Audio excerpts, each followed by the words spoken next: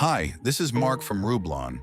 I'm going to show you how you can protect Windows logins with convenient Rublon Multi-Factor Authentication using SMS Link.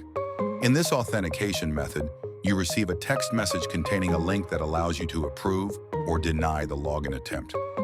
This method is simple to use, requires no additional apps, and works on any mobile device with a SIM card and internet access. I log into my Windows account by entering my Windows Hello PIN. Now Rublon sends me a text message with an authentication link. I open the link and approve the login, and I'm logged into Windows. Rublon supports a variety of other authentication methods, including FIDO security keys, phone call and mobile push, email, as well as TOTP passcodes. Enable secure access to networks, servers, endpoints, and applications using modern MFA. Go to rublon.com and start a free trial of Rublon Multi-Factor Authentication.